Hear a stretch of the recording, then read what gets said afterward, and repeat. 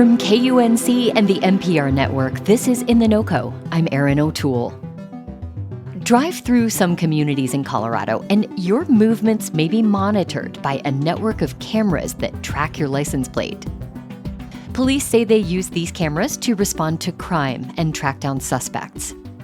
A company called Flock Safety operates dozens of these cameras in Boulder, Denver, and Fort Collins, and they've quietly photographed millions of cars over the last year.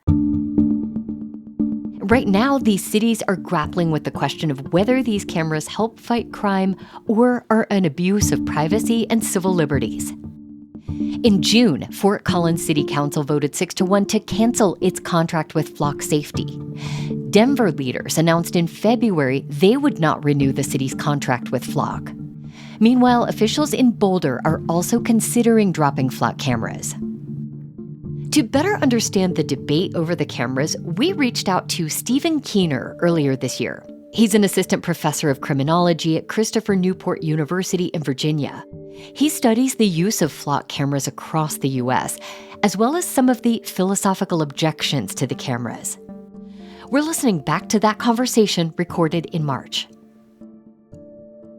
I think that these cameras in particular really violate a fundamental assumption that we have. If we're doing what we're supposed to do, if we're not breaking the law, if we're not providing probable cause, the government and police are supposed to leave us alone.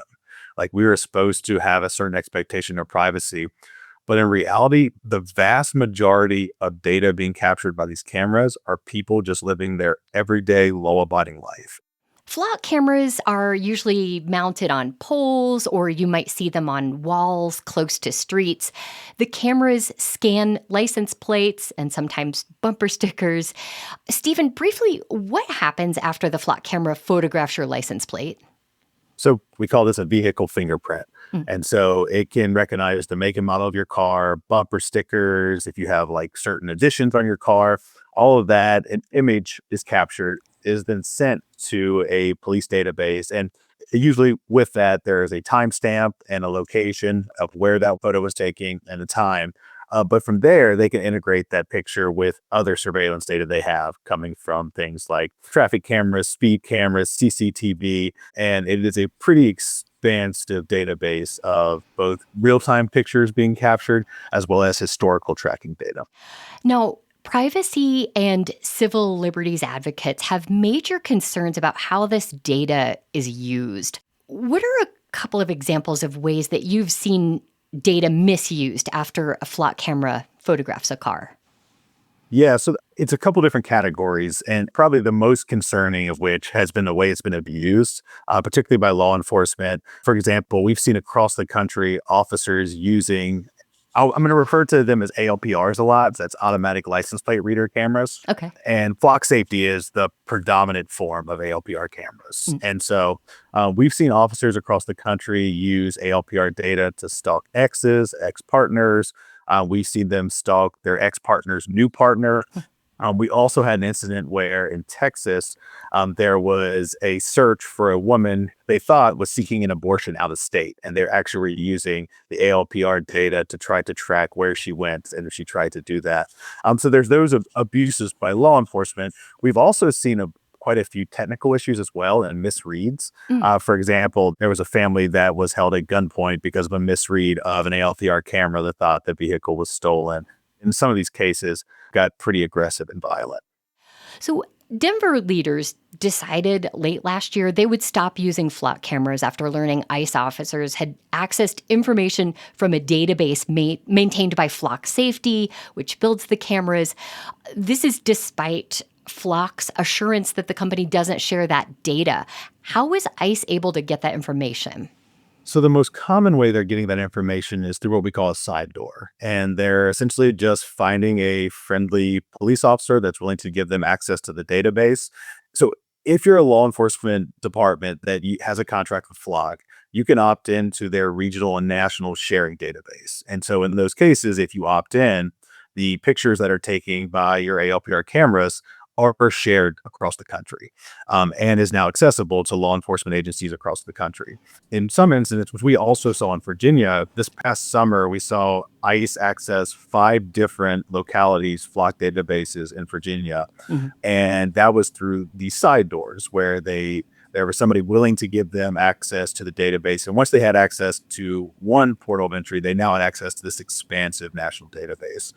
This is frustrating on a number of levels. One, like you said, we have heard from Flock that this is not going on. There is not sharing with the federal government, even though we continue to see that it's happening. Mhm. And in many of these cases, when you ask law enforcement if they knew this was going on, sometimes you'll see law enforcement leaders say no, they did not know it, that they would not have given them access if they did know it was going on.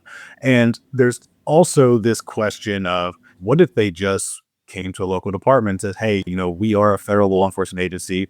Federal law trumps state laws and local laws. So can we access your database? Yeah.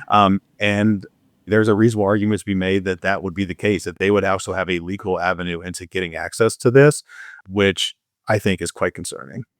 Stephen, law enforcement and city leaders often say flock cameras help reduce crime. Mhm. What does the research show about the camera's ability to prevent crime?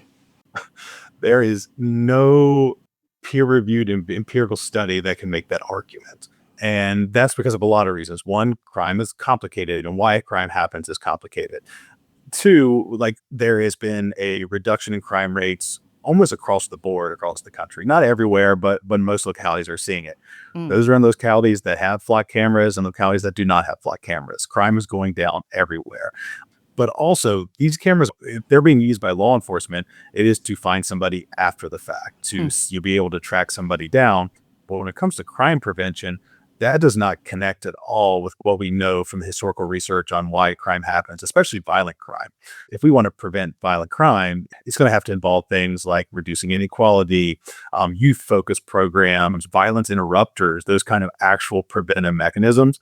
Well, I mean, you mentioned flock cameras can help recover stolen vehicles and solve other serious crimes. And I think supporters might say that's pretty important. How should residents weigh that potential benefit against these concerns that you've mentioned? I would make the argument that the concerns far outweigh the benefits. Like when we see these kinds of abuses that happen, when we see a police officer and even police chief using it to stalk ex-partners and their new partners, that to me is pretty terrifying. The fact that we know that ICE and other federal agencies were accessing this data, even when we were being told that they were not able to do that, I think is extremely concerning. Also, we've seen in a number of localities where during the No Kings protest, ALPR data was accessed as a way to try to track protesters. Who came to the protest? Where did they go after? And I think that is a clear suppression of free speech. All of those are actual abuses that we've already seen come to light and come to fruition, and they continue to happen. And so I would argue that mass surveillance in general, but particularly this form of mass surveillance, makes us far less safe than more safe. Stephen Keener is an assistant professor of criminology at Christopher Newport University in Virginia. I spoke with him in March of this year. You can read more of his research into flock cameras and the debate over their use in cities along the Front Range. We'll have links in our show notes and at KUNC.org. That's it today for In The NoCo. I'm Erin O'Toole. Thanks so much for listening.